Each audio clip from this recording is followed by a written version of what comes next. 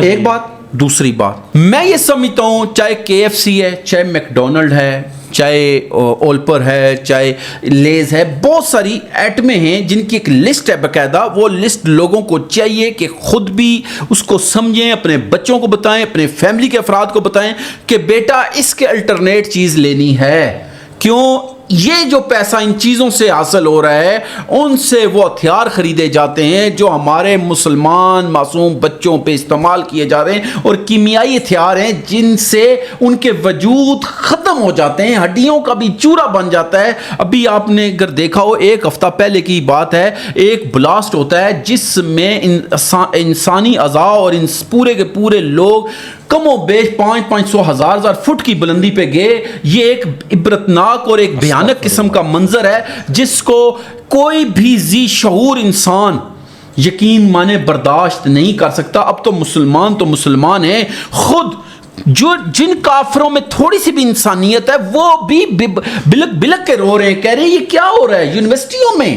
حتیٰ کہ یونیورسٹیوں میں اس بات کو احتجاج کیا جا رہا ہے, پروٹیسٹ کیا جا رہا ہے, لندن میں کیا جا رہا ہے, امریکہ کے اندر کیا جا رہا ہے. لیکن یہ الگ بات ہے کہ ان یہودیوں کو اس وقت تک کوئی احساس نہیں ہو رہا. بالکل.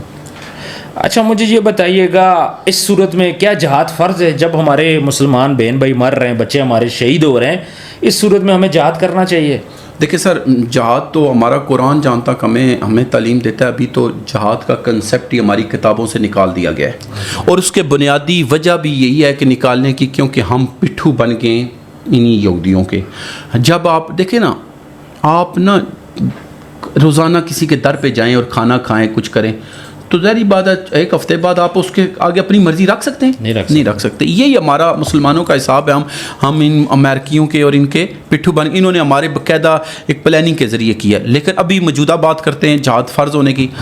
ابھی یہ 10 تاریخ کو ایک پوری بین الاقوامی ایک کانفرنس ہوئی ہے جو پاکستان میں ہوئی ہے, جس میں تمام مکاتب فکر کے علماء نے شرکت کی, جس کو لیڈ کر رہے تھے کون؟ مولانا فضل الرحمان صاحب, پیر نقیب الرحمان صاحب, اہل حدیث مسلک کے بھی تھے, شام صاحب جو ہیں, اللہ پاک کمی پیشی معاف فرمائے, نام بعض دفعہ آگے پیچھے بھی ہو جاتے ہیں, بہت سارے اور بھی علماء تھے. انہوں نے تقی عثمانی صاحب جو ہمارے بڑے ہیں, بالکل باقاعدہ طور پہ تقی عثمانی صاحب نے یہ کہا ہے کہ اس وقت ہر مسلمان پہ جہاد فرض ہو چکا ہے, اور ہمیں گورنمنٹ کو چاہیے کہ وہ رستہ مہیا کریں.